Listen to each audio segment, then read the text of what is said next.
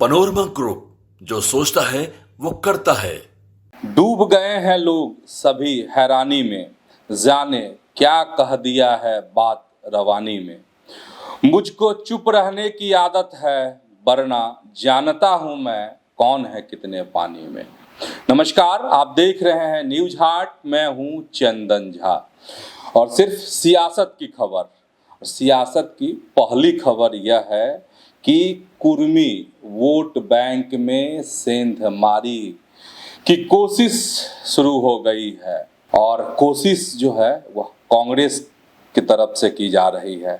10 मई को बिहार आएंगे भूपेश बघेल। पूरा का पूरा खाका जो है कांग्रेस ने तैयार किया है।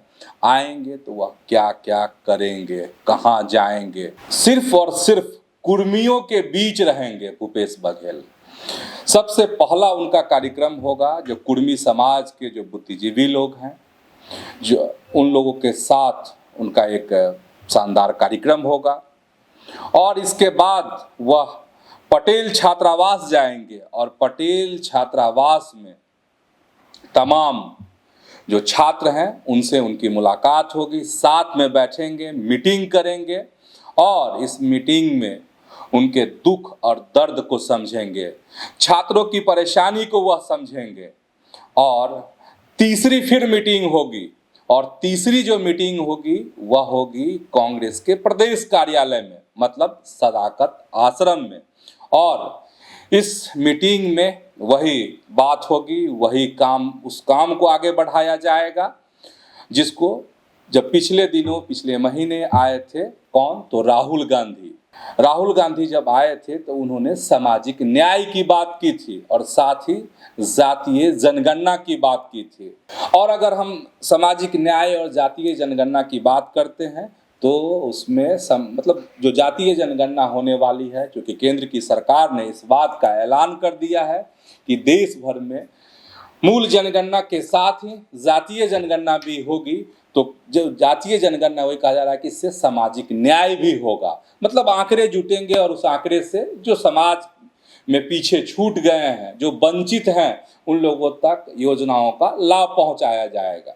हालांकि इस पर चिराग पासवान की एक आपत्ति आई थी, या कहे कि उन्होंने मांग की थी, किससे, तो केंद्र की सरकार से मोदी के हनुमान ने मांग की थी कि जनगणना तो ठीक है लेकिन इसके आंकड़े जारी नहीं किए जाए। तो देश में एक नई बहस तो छिड़ी गई इस पे। लेकिन हम आते हैं मूल खबर पर, और मूल खबर यही कि कांग्रेस जो है कुर्मी वोट बैंक में सेंधमारी करना चाहती है। और सेंधमारी की बात इसलिए क्योंकि कुर्मी जो वोट है वो एक एकाधिकार माना जाता है। किसका, तो नीतीश कुमार का, जदयू का। अब इसमें सेंधमारी कैसे कैसे होगी, कैसे कैसे क्या प्रोग्राम है, वह हमने आपको बता दिया है।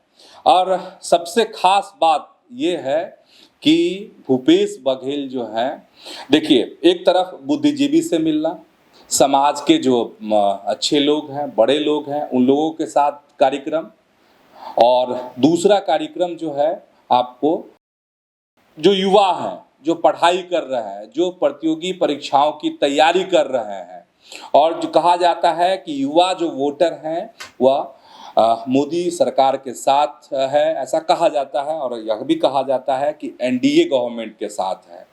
तो कांग्रेस जो है उस पर फोकस कर रही है। एक तो कुर्मी वोट को तोड़ देना, और दूसरी जो कोशिश है, दूसरी जो पहल है कांग्रेस की, वह है युवाओं को अपने साथ जोड़ने की कोशिश।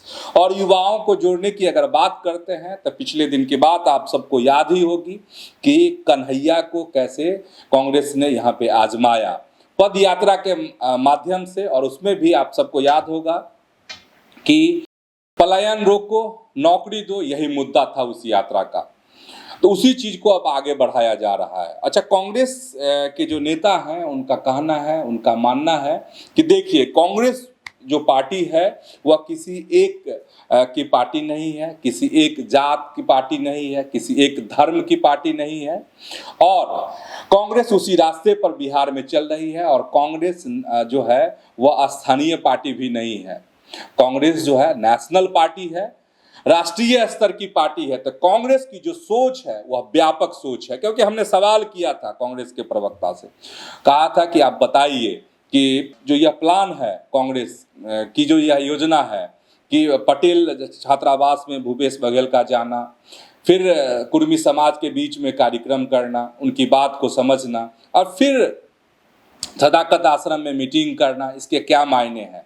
तो उन्होंने यही कहा कि यह राष्ट्रीय पार्टी है, छोटे से चश्मे से इसको नहीं देखिए, चश्मा थोड़ा बड़ा रखना है। और कांग्रेस जो है हमेशा बड़े फलक पर काम करती है, उसकी सोच सिर्फ बिहार नहीं है, इसको सिर्फ कुर्मी वोट बैंक में सिंध मारी के नज़रिए से नहीं देखा जाना चाहिए। चूँकि भूपेश बघेल जो हैं वह मुख्यमंत्री रहे हैं छत्तीसगढ़ के, तो उनका अपना एक अलग तरह का कद है। और यह भी है कि देखिए राहुल गांधी की टीम से हैं भूपेश बघेल।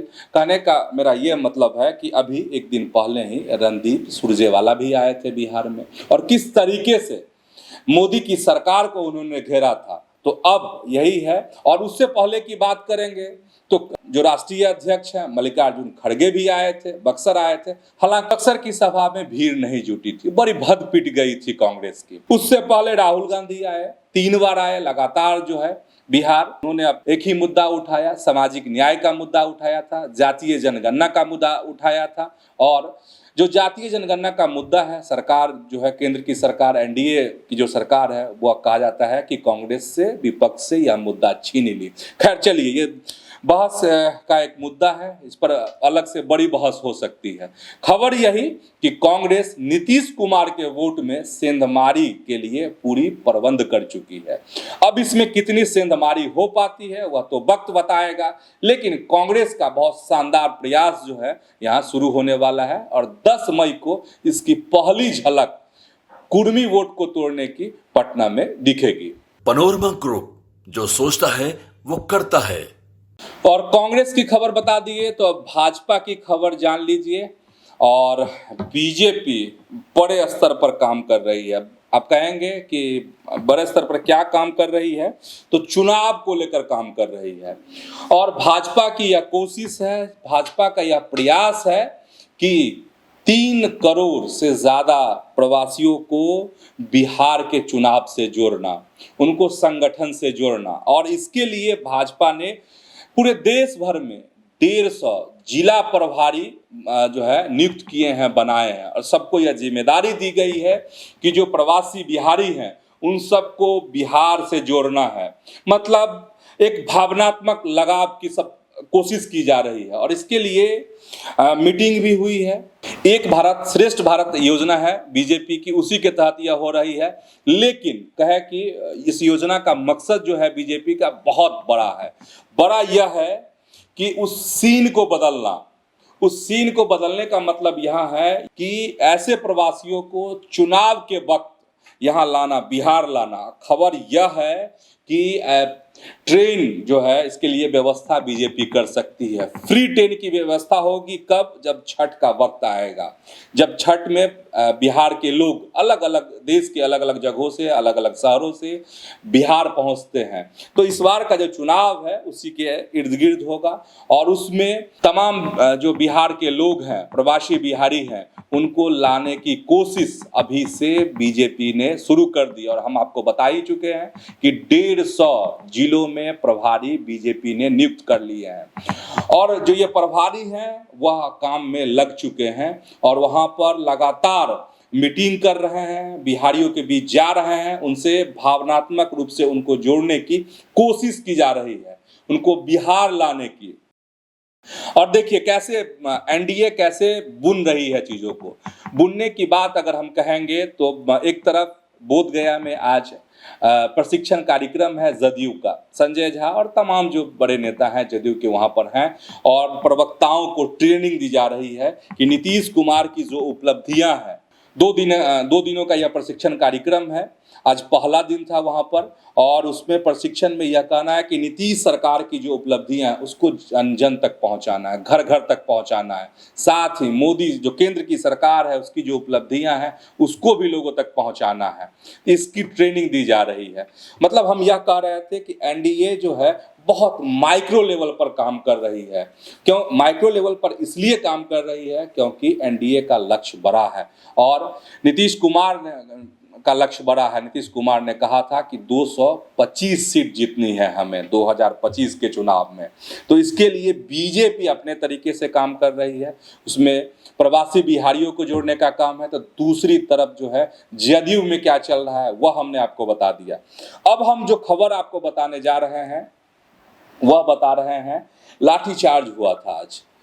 किनका? तो जो शिक्षक अभ्यर्थी हैं TRE-3 के जो अभ्यर्थी हैं सप्लीमेंट्री रिजल्ट को लेकर, और जो अभ्यर्थी हैं उनकी यह मांग है, उनका यह कहना था कि देखिए 3-4 महीने से हम लोग मांग कर रहे हैं, कोशिश कर रहे हैं, लेकिन हमारी आवाज़, हमारी बात कोई सुनने को तैयार नहीं है। आपको वह भी सीन, वह तस्वीर याद होगी जब बिहार के शिक्षा मंत्री को एकाएक विधानसभा से निकलते ही, उस परिसर से निकलते ही किस तरीके से अभ्यर्थियों ने घेर लिया था, और शिक्षा मंत्री किस तरीके से इनसे छुटकारा पाने के लिए कैसे भाग रहे थे, वह तस्वीर भी आप सबको याद होगी। तो ये वही अभ्यर्थी थे। सीएम आवास घेराव करने के लिए पहुंच गए थे, पुलिस ने समझाने की कोशिश की। इसके बाद हल्का जो खबर आई है उसके मुताबिक हल्के बल का प्रयोग किया गया। इसी पर तेजस्वी यादव का बयान आया है और तीखा तंज आया है। तेजस्वी यादव ने एक ही बात कही और कही कि देखिए, छात्रों को, युवाओं को परेशान करना, उस पर लाठीचार्ज कराना पुराना शौक रहा है नीतीश का भी और नरेंद्र मोदी का भी। उन्होंने इसको लेकर एक्स पर पोस्ट भी किए हैं। हाँ, एक और जरूरी बात आप सभी सुधी पाठकों से, न्यूज़ हार्ट की ये पत्रिका है, मैगजीन है, इसे आपने अब तक पढ़ा कि नहीं और खरीदा कि नहीं? तो अलग अलग जहाँ से भी दर्शक देखते हैं उनको जानकारी दे देते हैं। आपको पता ही होगा कि अलग अलग स्टॉल पर यह मैगजीन उपलब्ध है। खरीदिए, पढ़िए, और मैगजीन की सबसे अच्छी स्टोरी कौन लगी वह हमें जरूर बताइए। तो आज के सियासत कार्यक्रम में इतना ही। ऐसे ही आप न्यूज़ हार्ट के साथ जुड़े रहिए। प्रणाम।